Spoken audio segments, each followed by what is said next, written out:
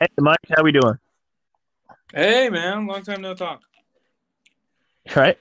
All right, everybody. Welcome back to Mid-Tier Thoughts. I'm Austin here again with Mike.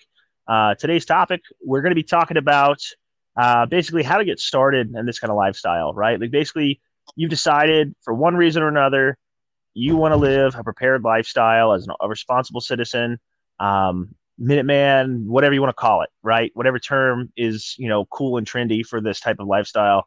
You've decided you want to do it. You don't know where to start. We've got five kind of steps roughly. We're going to try to stick to that of kind of I what hope you to wrote them do. down because I might get Yeah. lost, dude.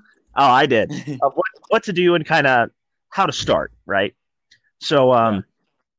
as you and I were kind of talking offline, we both kind of agreed here. Like the first thing you got to do, obviously, is once you've decided for whatever reason, right, that world's going to hell, whatever it is, and you decide, you know what, I need to be prepared. I need to have my stuff squared away. I want to live in a different way. I want to be a Minuteman, whatever you will call it. The first thing to do, and in my opinion, one of the most important things to do is to get your mindset right and kind of assess, just like building a business, right, or anything else. Assess what your goals are and what you want to be. Like what role do you see yourself being?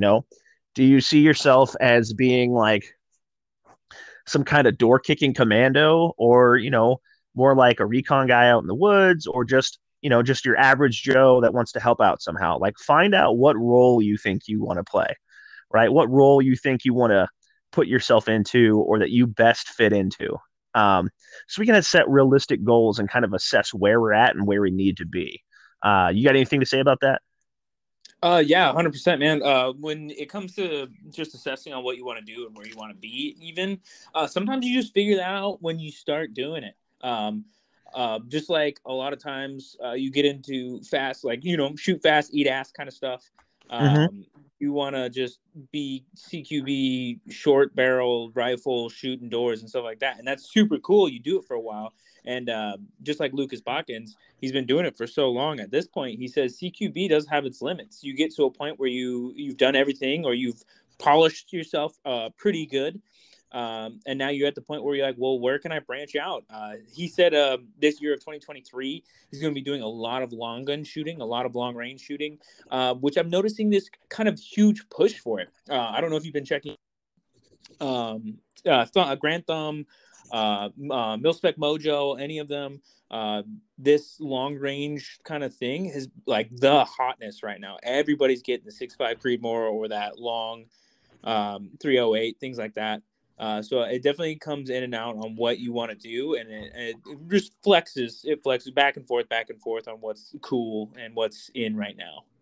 And that's a good point you bring up too. Is like things change over time, and trends change for sure, and that assessing where you want to be, that might not be a permanent fixation for you. You might not, you might get into a role that you think you are fit for, or try to prepare for a certain type of thing that you think you're going to do, and then realize, what, maybe I'm better off here, or I'm better off somewhere else. Oh Um, yeah, you might find yourself better fitting maybe as a support guy than as, I don't want to use the word combatant because of all the bull crap that's been going around with social media, but like, you're not a combatant if blah, blah, blah. But, you might yeah, find yeah, maybe you have really awesome logistical and organization capabilities, and you would be the perfect guy to run logistics, or maybe yeah. you're awesome with radios and you want to be a door kicker, but no one here can figure out how to program a bow thing. And you are so far ahead of that you could just run that thing like it's nobody's business, you know? Dude, that's why the shop is kind of cool, because when we are at the shop, we were just doing our thing. We are shooting with each other, we are training with each other, and everyone kind of fell into their own role. Mm-hmm. I don't want to say any names or anything, but we had a friend that wasn't a very large statured man, and he liked shooting a lot and everything. And he was very tech savvy, and he Oh programmed yeah. all of our radios. Um, Yeah. and we Yeah. had another friend. He had a Yeah, lot we all the he had time. a lot of medical knowledge too. Yeah, The guy you're talking about, he had a lot of medical knowledge too. Very useful guy that could have fulfilled any number of roles. And that is one thing too that you said, like kind of how, well, you were talking about Lucas Bakken, about how, once you fill one role, kind of you can tap out and kind of go to something else. That's another thing to consider too. Is as you're assessing where you're at, even if you do have a skill set that you bring to the table, right? Like I know your background and my background comes a lot more from the physical security side of things, right? Yeah. And the more shooting side of things. If, and I'm not saying that necessarily that we're perfect or anything, but if we consider ourselves to be pretty proficient in that area, um, and we assess that that's where we want to be, well, that's a perfect time for us also to assess where else we might want to fit in. Maybe you want to be that guy who can reach out further and you want to do that more long range stuff like you're talking, or maybe you want to be, branch out Yeah. into medical and be more useful medically, or any other scenario, so assess where you're at, but don't let that be the only place. Like also Yeah. look It's not up. the end all be all. Exactly. And I think that when you're assessing, some of the things to consider, right? Like what skills do you have, right? Yeah. Boomers will say different, but no matter where you're at, everybody's got some kind of skill, right? No matter where you are in life, you are good at something, right? Yeah. Somebody knows something that I don't. Exactly. So figure out what that is that you're good at, right? And how could that be useful? Are you awesome turning a wrench and you can fix stuff all the time and you're like whipping up inventions or fixing vehicles or something like that? Or do you know everything there is about like herbal medicine? Or are you just anything? Like, can you cook? How many Yeah. guys in this kind of lifestyle are younger, late teens, early 20s, off on their own, that are living off a cup of noodle because none of us know how to cook an omelet. You know what I mean? Like, Yeah. I'm great now. Granted, some of us definitely can cook, but I mean, there's a lot of guys out there that I probably not. So I mean, it's like that's a good skill to have. That definitely boosts morale. So figure out like what skills do you bring to the table, right? Figure out like as far as your gears, guns, training, all that. Where are you at? What do you have? And for the role that you envision yourself to be, and be realistic, be honest, Yeah. if you don't have any type of experience and you're just coming into this as like you got your first gun or you set up your EDC for the first time and you're just trying to like build up, you know, be imagining yourself as like a Green Beret, Special Forces, Navy SEAL, whatever, like door kicking badass with, you know, dual panos and doing all this crazy, kill bin Laden stuff. Probably not realistic, right? Yeah. No. I'm No, it's not not saying you realistic. can't get yourself there. I don't know you. Maybe you're just a hard charger, but I'm saying that that's probably not the most realistic role. So be realistic, right? Like also like your physical shape. If you're not in the best physical shape, right? Be realistic with where you're at and where you're going to be, right? Where you want to be and use that as a goal, not just a fitness goal, but also like okay, I'm probably not going to be the guy that's, climbing mountains in a day if I'm not very physically fit. I'm not going to be the mountaineer sniper, but, dude you see in the movie or whatever, right? I'm going Mhm. to be something that I can fit in my role into until I can get myself better, right? And understanding that. Yeah. Yeah. 100%. I just sent you that meme. That stuff makes me laugh all the time. Is that people think like, oh, I'm gonna wear only chest rigs so I'm fast and light on my feet, right? And then they're 310 pounds and haven't walked Yeah, a mile in 6 fucking years, and it's just not realistic, man. I mean, new year, new you. Let's work on getting in better shape, getting better for yourself, for your family. Not just on the combat side. I'm like, oh, I need to be able to huck. I need to be able to ride, ruck. sorry about that. We had some technical difficulty there. So Is it going now? yeah, we're back on. For some reason, the app we use kind of cut out halfway through the middle there. So we're gonna, for those listening, we You know, we do this live. do you know what the last thing I was saying on the last recording before it dropped? Yeah. So we were talking about assessing, kind of where you're at, and you were talking about getting in shape. Oh yeah, oh yeah. Getting in shape. Don't look at it as just like the combat oriented thing. Don't just be like, well, I need to be able to ruck. I need to be able to hike. Things like that, which you do need to be able to do in every circumstance, in every single situation. You're going to be able to. You have to be able to walk around on your feet, man. You can't be hurting halfway through because your knees hurt, your shins are buckling. You got all sorts of shin splints going on. You're a liability to your team. You're a liability to your family. You don't want to be the liability. But on top of that, you just want to be in good health, man. I appreciate everyone in this community, and I want everyone who's in this community to stay around a little bit longer. So just doing those little hikes, staying in shape, staying healthy is a huge priority for me. Absolutely. I think another thing too that goes with that is everyone thinks of the sexy parts of gear when they're doing an assessment like this. They're like, oh, I need a chest rig, I need plate carries, blah blah blah. The biggest thing for me, like out of all of that, do you have a good pair of boots? You know, Yeah. like just a good pair of boots, and preferably ones that, especially if you're going around in the winter, that are waterproof, right? Just a good pair of shoes and a good pair of boots, right? It's something that gets overlooked so much in this kind of thing because it's not the sexy part of it. Everyone wants the cool tactical stuff. No one cares. They're like, oh, what about, I don't care about the shoes or whatever. Like, well, you will if you're going to go out in the woods and carry a 40-pound pack on your back. You're going to care about shoes real quick. Yeah. So 100%, man. yeah, definitely a part to consider. So let's say you've done this assessment, you've kind of laid out, you've wrote down whatever role you think you're going to fit, or whatever you see yourself as being, like whether that be someone who's going to, shelter in place, bug out to the woods, be a guy who just wants to be armed to be able to protect your family and be ready, be a guy who wants to network with others and be a part of a group, whatever. Let's say you've done your assessment, you figured out who you are, who you want to be, and some of the things you think you need, right, to get there. So that's kind of where we break down this list of like, what gear do we need, right? And I find the best way for me to do this is basically write down a list, right? What do I have as far as skills, gear, firearms, training, and what do I need, and then what would I like, right? So things I would consider like an absolute need. IFAK, right? A first aid kit of some sorts, preferably like a trauma-oriented one with tourniquets, chest seals, right? Things like this, right? Oh, yeah. So medical gear for sure, right? Obviously, some type of firearm, right? If you're in a different country listening to this, which I would be surprised, but that's really cool if you are, and you can't own guns, whatever kind of legal weapon you can have, right? Yeah. Some type of way to defend yourself, some type of the way to stop the bleed, as a bare minimum, right? Obviously, some kind of way to hopefully get and provide water, clean water. Then we kind of get to more stuff, like gear as such of in ways of like, how do you carry things? Are you going to use like a simple backpack?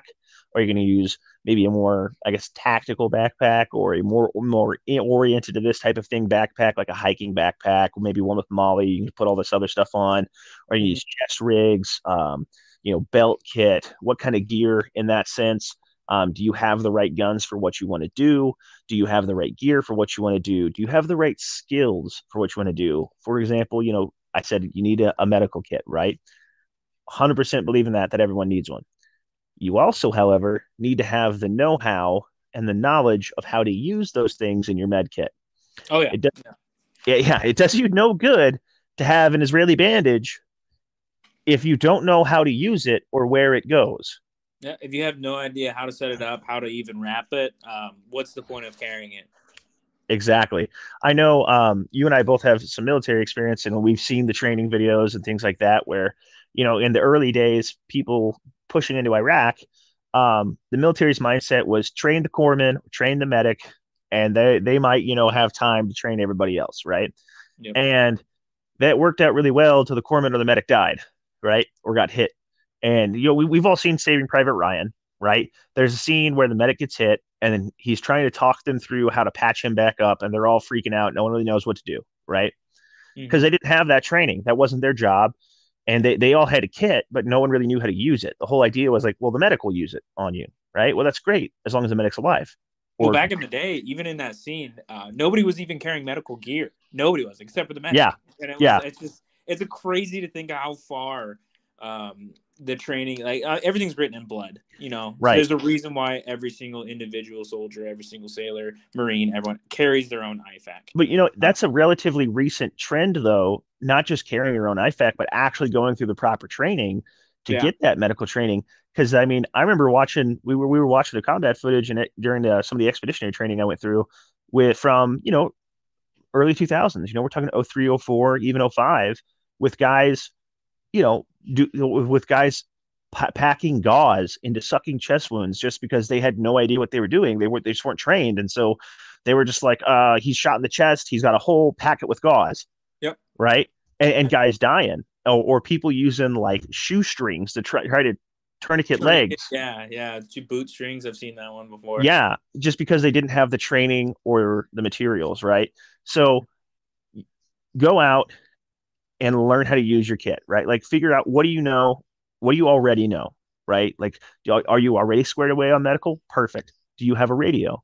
Do you know how to use it? And not just like turn on, hit switch, hello, transmit, let go, but do you know how to use it? Like, can you program it by yourself? Is it if it's like a I know Risky Krisky on YouTube? I'm not sure if you're familiar with him.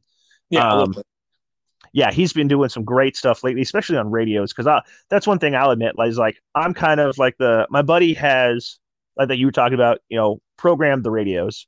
I know Hmm. how to go through the channels, send a message, switch channels, turn it on and off. Right. Hmm. Shame to admit it, that is the extent of my radio knowledge. Right. Oh, I'm I not the radio guy, and he makes a really good point. Right. About how, and this I think should go into your assessment a little bit, and kind of what do you need is that yes, there are better radios out there.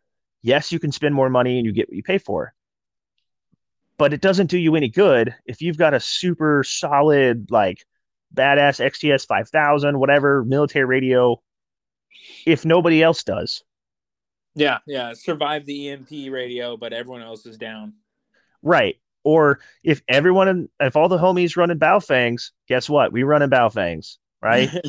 Same thing with like the whole, if everyone's running an AR, we run in an AR, right? So same type of thing, right? Do you know how to use it? And it's just like having common radio knowledge. I need to work on this way more than I have. Like I need a ton of radio training, everything like that. Don't get me wrong. But radios come in handy more than you'd think. It's just like that IFAC in your car that you can actually save someone's life from being in a car accident, something like that.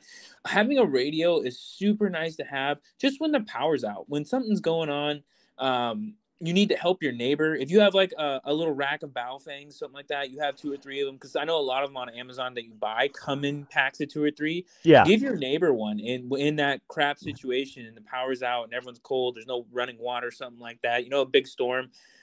Just having another set of eyes on the other side of like your apartment is really nice. And just talking back and forth in that situation. Yeah, or even something as simple as like you can program those to get like the weather service, right? Yeah. Or you can then now, to my understanding, and for those who know more about radios, don't crucify me. To my understanding, there are channels on there where you can freely transmit with no repercussions. It's like open air channels, anyone can talk on them. There are some channels that you have to have a license for, and there are other channels that are like emergency service channels that you can listen into, but you can't transmit on, right? Yeah. And it's just a good way to keep informed of what's going on. Like, what's the radio like? Hey, what's the police chatter in the area? Hey, what's going on, right? Just staying informed outside of the news or Instagram or whatever. Because like, you're in an area where maybe they have hurricanes and the power and everything goes out, and you don't have those networks to get that information. We have if your radio's up and running, you can get something, you Oh, know. dude, my roommate's boyfriend has a radio on him all the time. Like he has his radio, and all he does is just listen to police chatter and what's going on in the area, things like that. I remember a while back, I was still in high school at this time. We were out in the Spokane area, and one of the mental health hospitals had a guy break out, and he was just running all over Dishman Hills in the woods, um, like just terrorizing hikers or something like that. Like dude, it was a pretty crazy situation, but just having a radio on you and just hearing that so you can, like, hey, today's not a day to go on a hike, just having a little bit of information of what's going on in your area. Yeah, absolutely. Or even if, even for example, if you are out on a hike, right? You might be in an area where maybe cell service is not accessible, right? Mm-hmm. But I know like over here where I'm at, there's a pretty healthy ham radio network, right? And there's several repeaters in the area. And I would imagine, again, I'm not the radio expert here. If you had that with you and you got line of sight or you're high enough up the mountain and you were like, hey, I need help, I broke my leg, whatever, that's probably going to be more helpful at that time to get a signal out than a cell phone that doesn't work. you know. And again, I could be entirely wrong with this radio stuff because I am not as well versed in radios as I need to be. And Risky Krisky has kind of helped me realize that. uh, but yeah, so going with that too. So let's say you've assessed where you want to be, and now you're looking at your gear list or your list of stuff that you want and the stuff that you need. So like we got to talk priorities, right? Most of us listening here are not just bleeding money everywhere, like in a good way. You know what I mean? Most of us here, we understand inflation's a thing. We're all feeling it right now. We're making cuts. We're trying to, get through life. Most of us are not the most affluent people or just have money to burn. So Yeah. when it comes down to your paycheck and you're trying to figure out, well, what can I spend my money on? Where do I prioritize? If I can only buy one thing, what do I get? And that's going to kind of come down a little bit to more personal level, right? Of like, again, what role do you see yourself filling? You need a fifth chest rig because this one has 6 pockets instead of 5, or, do you need a chest rig for every rifle you have, or things like, is there something that maybe you're just trying to get to duplicate other things because you like redundancy where you can instead spend that money to branch out on something else? Um, I know I'm guilty of this where I like having setups for each platform, right? Like I have my G3 and I've got a chest rig set up for it, and I've got a G3. I've got my AR chest rig set up and all this different gear set out. And it's like, realistically, if I absolutely had to, I could just run with one of those and I could swap it out, stuff out as I need to. But it's convenient that you have more than one, right? Yeah. But if I didn't have to, I could get away with something else. And the other thing too, and this might ruffle some feathers. Do you need the most expensive thing that's out there? Right? And I say this in terms of gear. When you're prioritizing, if you're just starting out and you're trying to figure out where to spend your money, do you need to spend the X amount of hundreds of dollars to get a Spiritus loadout? Or are you better served with getting like a Condor chest rig? Well, Flannel Daddy runs Spiritus, so. Right. Now, if you could afford the Spiritus, absolutely. But what I'm saying is, if you're just starting out and you're like, man, if I blow my entire budget on this, I have a chest rig, but that's about it. Right. Yeah. Yeah. Maybe don't go out and get the super highest, awesomest thing. Right. Like it's okay to not necessarily run the most awesome high end gear. Don't get crap. Yeah. Caveat of that is don't go out there and buy Amazon special chest rig because it's going to run like garbage. It's going to be ass. Don't run the Ziyang, and as much as I hate to say it too, like even though I mentioned Condor earlier, they're not the best. They work, but they're definitely not the best. But like, consider maybe you go get a Milsurp rig, that's super solid. It's built together. It works.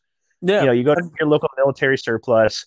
Maybe you get an Alice kit belt set up instead of going out and spending a ton of money on a jungle rig, right? Just until you can figure out what's going on.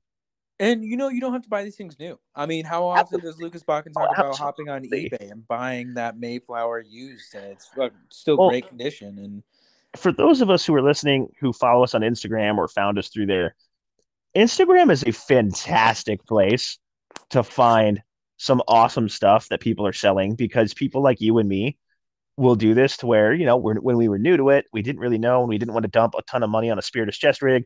So we bought something else. We bought a Milsurp rig, or we bought that Spiritus rig, but now something new came out. So we want to upgrade. Right. Yeah. So what do we do? We sell the old one. Right. So you get some dude on Instagram who's selling it at a hot price. Awesome. Right. Or you're like me and you buy a pair of these Rhodesian tactical pants, or off brand, not quite Rhodesian tactical pants from a company, and the sizing chart is made for definitely not the size that they said, right? So now I have a pair of Rhodesian pants that will never fit me, right? I'm going to turn around and sell them at a discount because what the hell am I going to do with them, right? Right. Stuff like that happens all the time. You get guys who get gear or I find something at a good price. I want to trade it, sell it, whatever. So look around, right? Don't feel like you have to, you know, run like I think we mentioned it before, right? We see the sexy tactical operator type stuff, right? We're like, oh man, that stuff's so cool. I need all that gear. And it's kind of like that scene in War Dogs, where they look at the soldier and they start typing out everything that he's running and how much money it costs, right? And how Yep. much his loadout is. I don't have the $17,000 to outfit myself like that, right? Now don't get me wrong too, because some of you guys are gonna be like, oh, he's a poor. Um, which one? You're right, but two, don't get me wrong. There is definitely high quality gear out there, and I am not telling you not to buy it. Okay, I am just saying if you are in a position where that puts you in a hardship or prevents you from getting other gear, reconsider your priorities. If Right? it prevents you from training. Exactly. Your priorities are not to have mad drip, although looking cool is half the battle. Um, your priorities are to survive. Yeah. Yeah. I'm 100% with you. If you spend $2,000, $3,000 on your awesome pants, your cry pants, and your sweet chest rig and your helmet and all that stuff, that's dope. Don't get me wrong. But if you're rocking a horrible AR that your dad passed down to you, and you have no ammo and no magazines because you never train, and you just post that Instagram photo every once in a while, it's not really helping you. You look super cool though, but not helping you whatsoever. Or even in other instances where those listening, some of you listening who know me personally will know exactly who I'm talking about. I don't think you know this guy, Mike, but I know someone in my personal life who, he has a hard time paying his rent and his bills, but he's got a $600 plate carrier set up, not including plates. And it's like, homie, what? Like Pay your bills. your priorities aren't necessarily in line in my thing. And it's one thing if you're single and you're like, yeah, I can eat rice and beans and for a month and have mad drip. It's another thing when you're like this guy and it's like, okay, dude, you've got a family. Like you can't be making this kind of decision and putting your family's survival at risk because you want to look mad, like you have mad drip and keep up with 25-year-olds with making good money who don't have any responsibilities.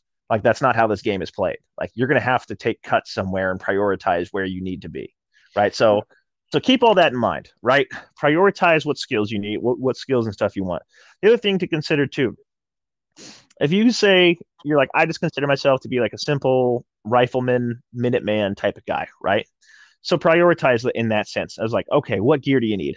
You need probably combat load of like 6 to 7 rounds. I mean, sorry, 6 to 7 mags, the ammo to go in them, a rifle to bring, prefer maybe a backup like a pistol, a pack to put your 72-hour kit in, the contents of that 72-hour kit, and then the clothing to go with it.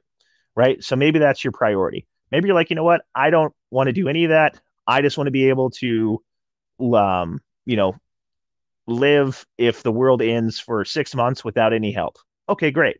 So some type of home defense weapon and maybe less, maybe not worry so much on the gear and focus more on food, water, medicine, storage, right? And storing up on that. So going back again to kind of what do you need realistically? And then once you've got those needs met, that's where the wants come in. That's where we start getting the cool stuff, right? That's where we start getting night vision, thermal, or upgrading the rifle, getting extra crap like gear and extra setups, and we start hunting down some cool camouflage patterns and stuff like that. That's where the drip comes in. And for those who are listening, who are in our age bracket of 40 to 44 or higher, because I see our analytics on here. When I say mad drip, just so there's no confusion, that's just referring to looking cool. I feel like I have to put that out there because someone somewhere is going to be thinking I'm talking about chlamydia. It ain't the same. Yeah, it's not might. Coke either. One might lead to the other, but they're not directly. Yeah, dude. Like it's looking cool is half the battle, though. So stay frosty out there. Look cool. Absolutely. So, okay, so let's say we've done our assessment. We figured out what do we need, what do we want. We've prioritized our list of things. We're starting to acquire those list of things. We're going out, we're buying our food, we're buying our gun, we're buying our ammo, we're buying the things that we feel that we've made on this list of priorities. And again, I can't tell you what those priorities are going to be. I can give you my opinions, but that's going to be something that ultimately you have to figure out for yourself. Yep. Step number 3 is to get out and train, right? Yes. This is the part I've been waiting for. Okay. This is on these movies. When I tell you, working the gun range with you, dude, how many thousands and thousands and thousands of rounds did we sell? And we were like, yep, these bullets will never see the light of day. 100%. And the worst part about it is we will get people who will come in during an ammunition scare, gun scare, an event will happen, a mass shooting somewhere happens, so everyone gets gun by crazy. Whatever it is, right? We will get people will come in and they will drop their entire savings account to buy like 5,000 rounds of 5.56 and like 2,000 rounds of 9. And you and I will look at each other and we both knew that's going to sit in some guy's closet forever. Until the day he dies. Yeah. No, don't get me wrong. I am not against hoarding up on ammo. I strongly believe in having a good backstock. But I also believe that because I'm going to run through a lot of it, and I like to have a lot on hand.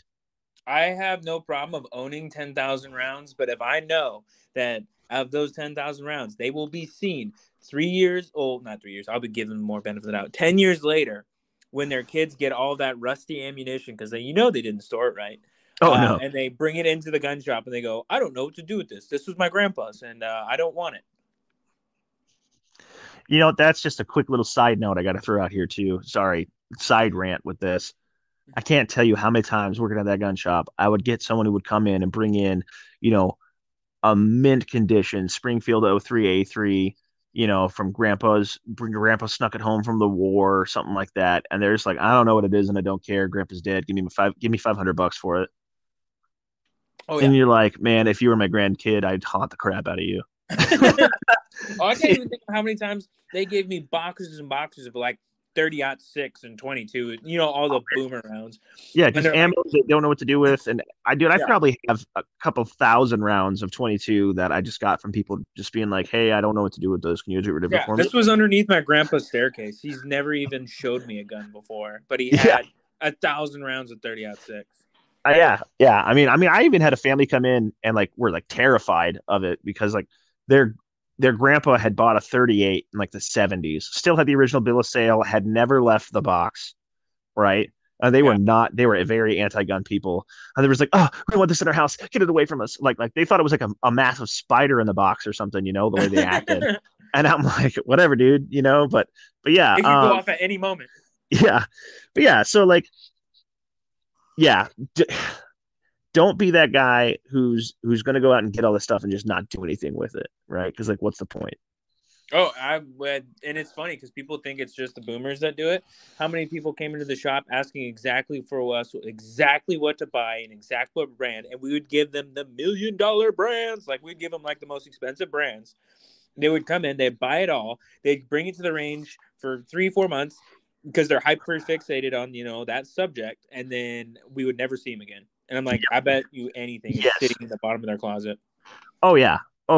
So many people they bought like I mean there was one dude we would have who would buy stuff, own it for 3 months, come back and buy the next thing, and he was just doing it to look cool, Yep. Whatever new HK product came out, he came in, bought it, sold it back to us at a loss 3 months later, and bought a new one.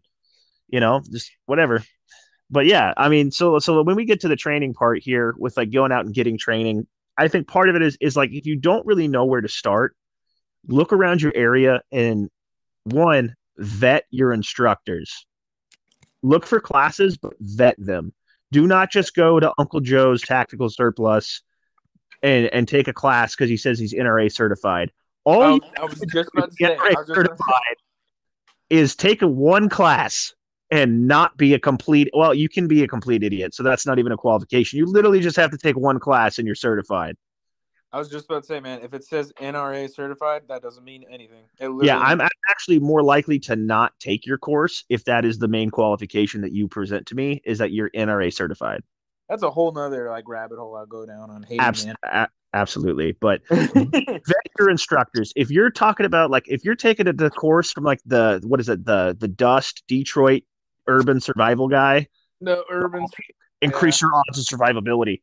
Um, if you're taking something from some dude like that, or anything that you're doing seems like, man, this doesn't really seem quite right, don't continue. Just go away. Like, vet your instructors, find out quality people, who's got good ratings, who are people actually talking about, and who are people being like, this guy's squaring me away. People that you trust, right?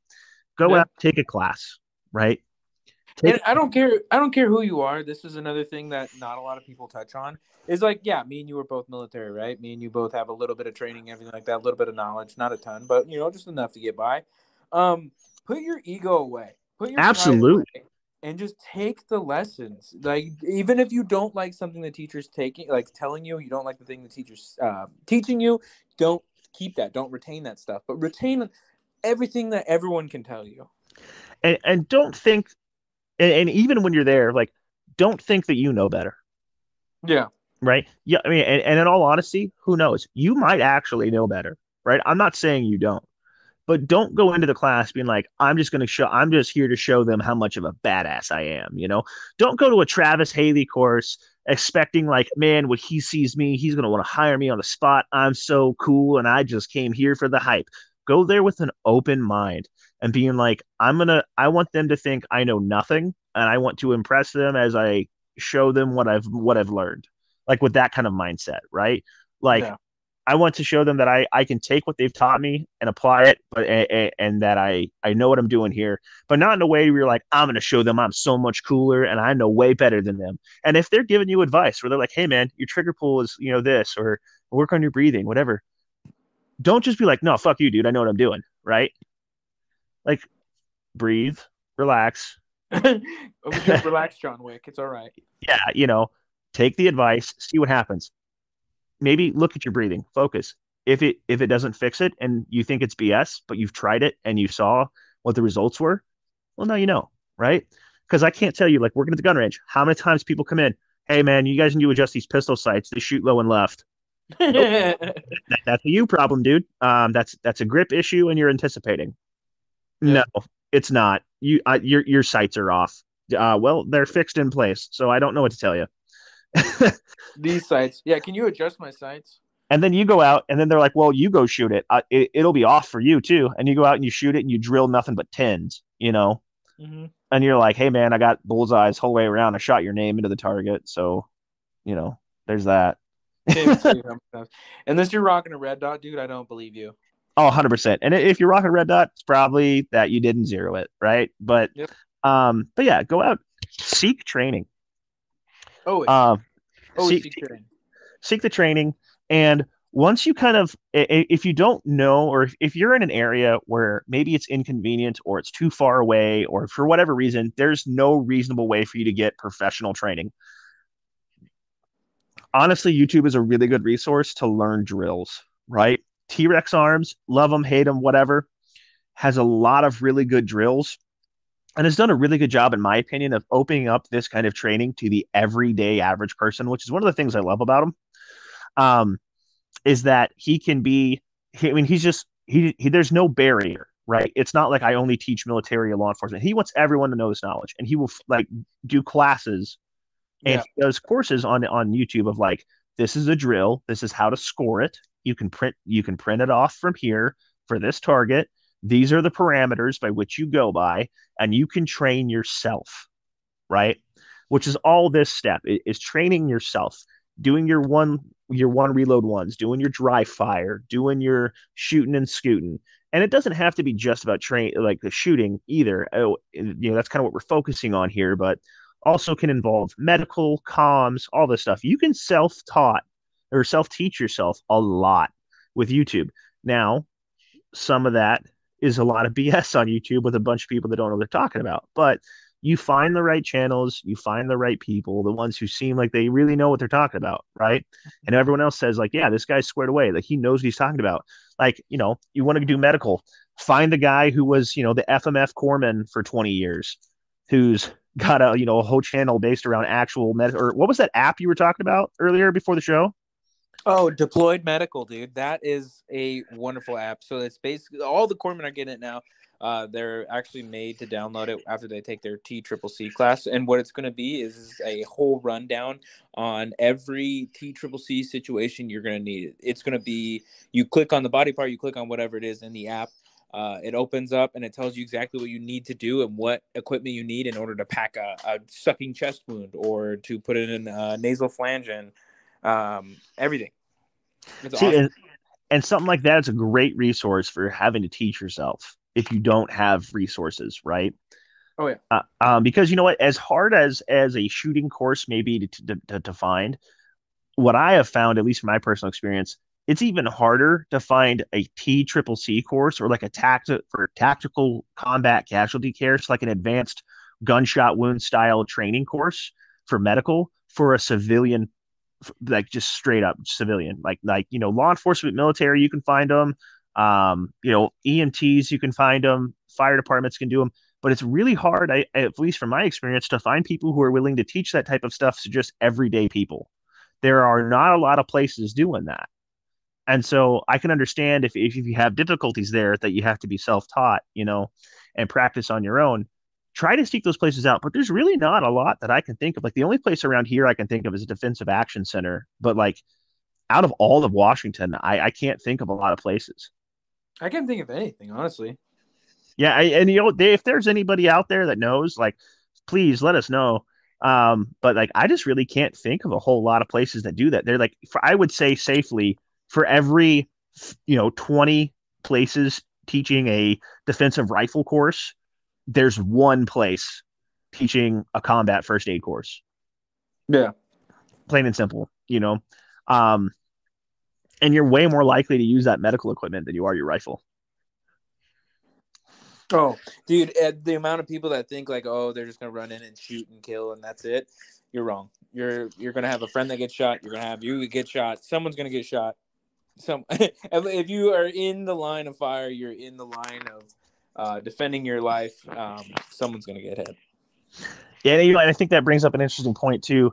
Again, kind of going back off something I heard Risky Krisky talk about on one of his things. He was chatting with somebody, and he brought up a good point where everyone thinks that when the balloon goes up and the crap hits the fan, that it's just going to be like the beaches of Normandy every day. Like people are just going to be dying in droves and gunshots everywhere, and everyone's going to be constantly getting into firefights. And well, that might be the case in certain areas. For most of us, it's not going to be life as normal, but it probably won't be shooting every single day. We're probably not going to be like, unless there's Russians falling from the sky, we probably, like if we probably won't be immediately at each other's throats constantly, for No. like years on end. There's going to be normal days where you're just doing normal stuff. Yeah.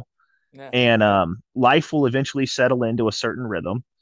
And learning to do stuff other than shooting and scooting and getting that training is important. I mean, if I were to build up a team of people and you came to me and your only qualification is that you're a shooter and a scooter, okay, I have 15 of those. Why do I need you?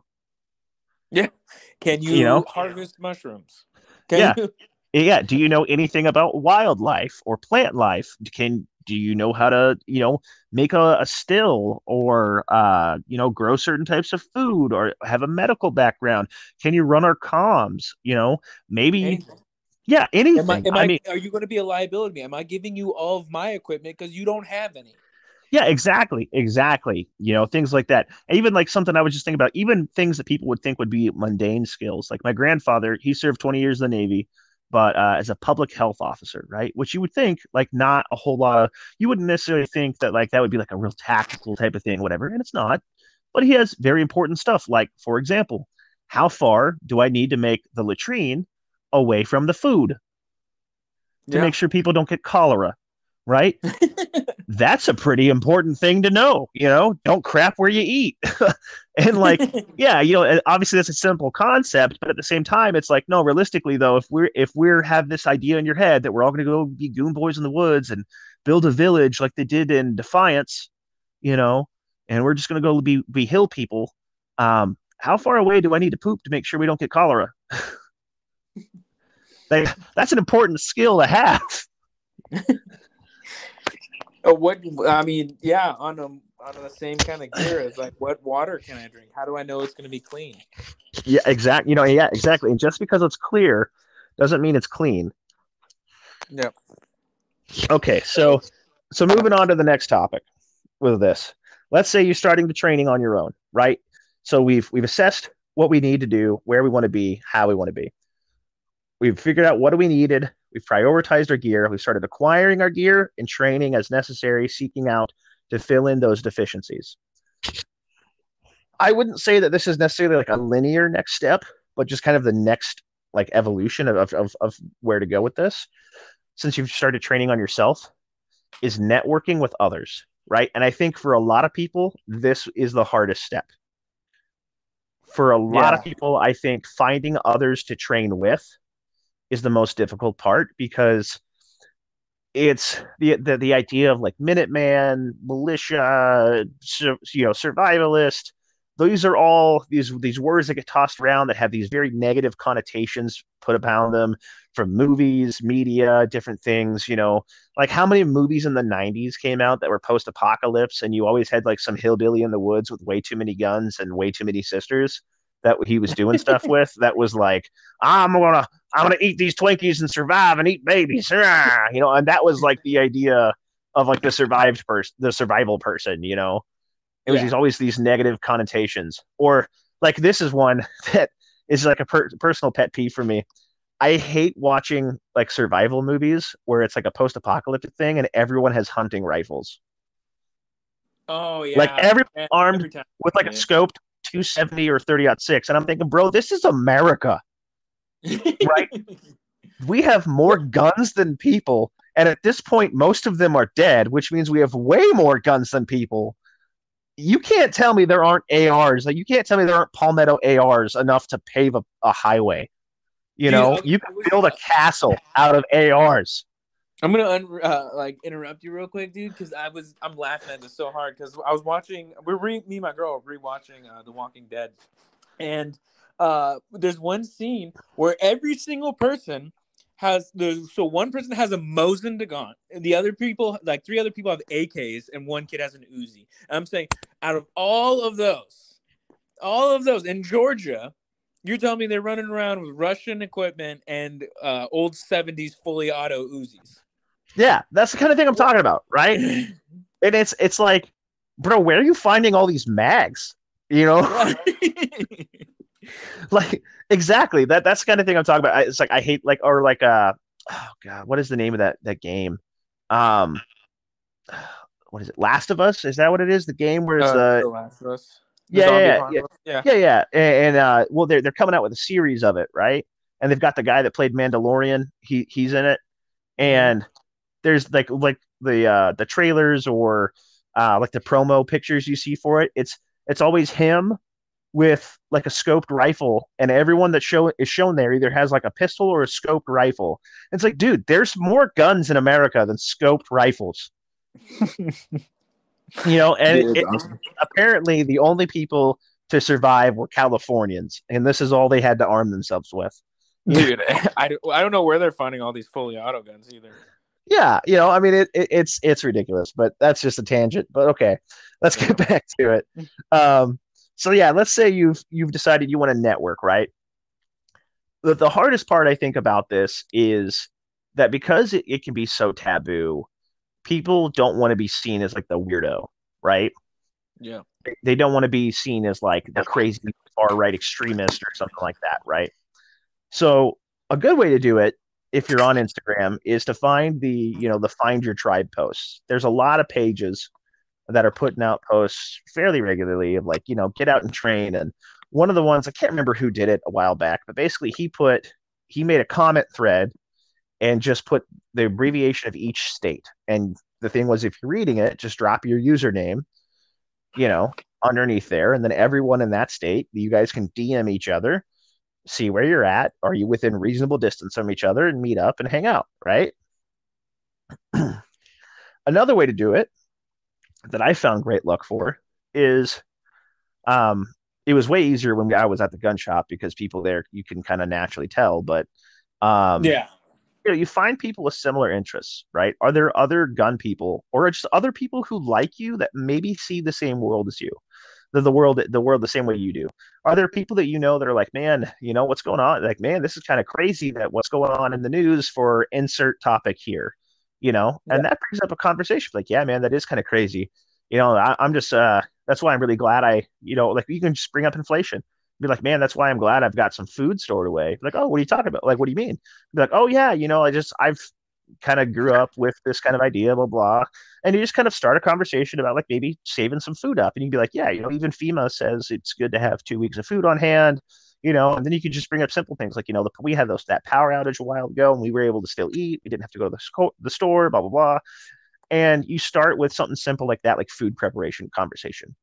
That doesn't make you seem crazy, right? And then maybe you decide, hey, what if you and your girl take that couple that you're friends with out on a double date to the gun range, and rent some guns and shoot, and then go out for drinks and dinner afterwards, you know? And you can kind of introduce them into the mindset and the ideas that you're into without coming across as a crazy person, Yeah. right? I Now, need to work. Dude, I'm horrible at like marketing myself and putting myself out there. well, it's even if it's something like you were saying about like giving your neighbor the Baofeng radio, right? One of the first things that came to my mind when you thought about that is, um, I'm a big fan of like reading up about like the events that took place in Rhodesia during the Yeah. Rhodesian Bush War.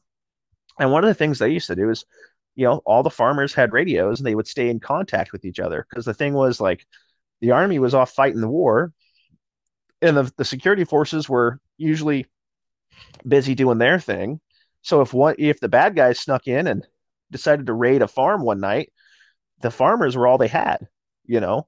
So they'd radio up the neighborhood and farmers would come a running from every direction armed with whatever they had. And it was built a sense of community to where these guys were their own first responders. Yeah. And that's just one thing I thought about when you said that.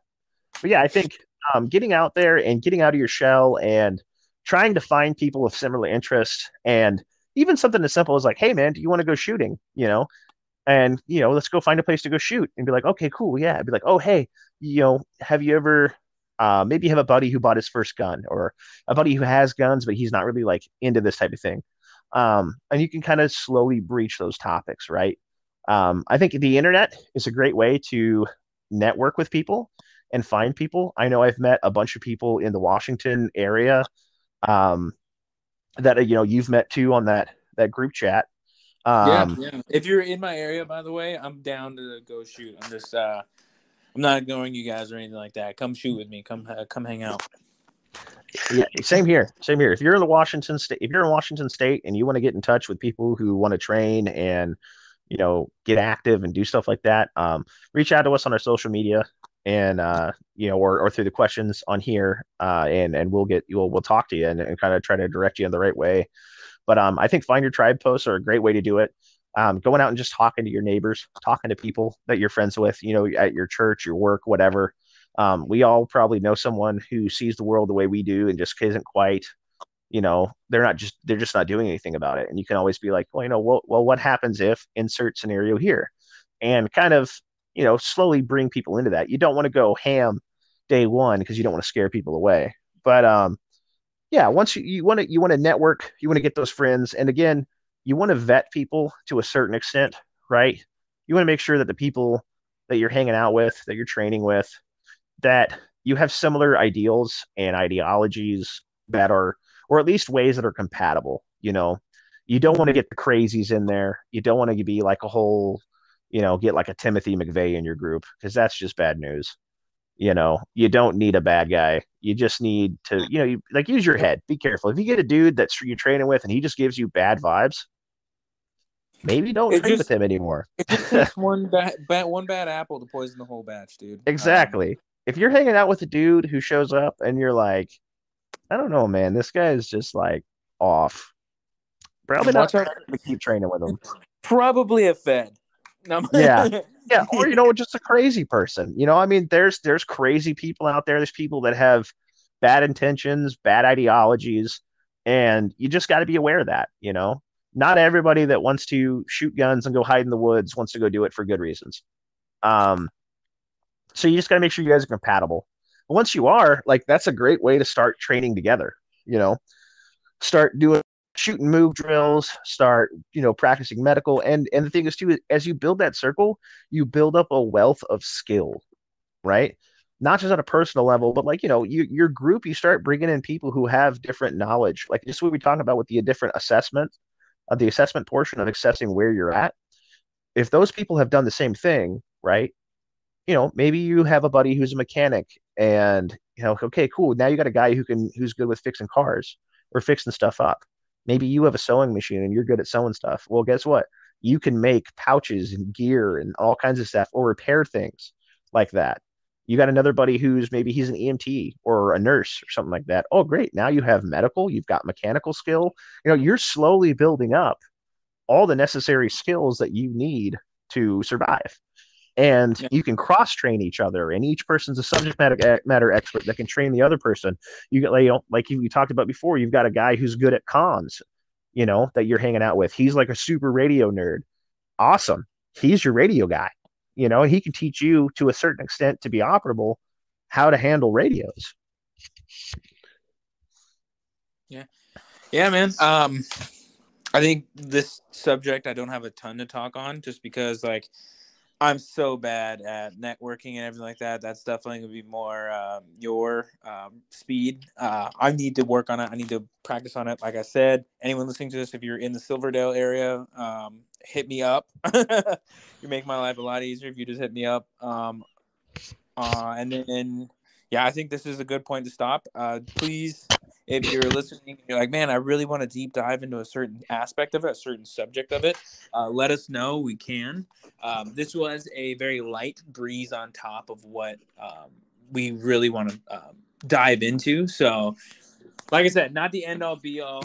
This is just the beginning of it. Yeah, for those listening, we try to keep this down to roughly an hour ish, give or take a little bit. Either way, we don't want to take all of your day to make you listen to us.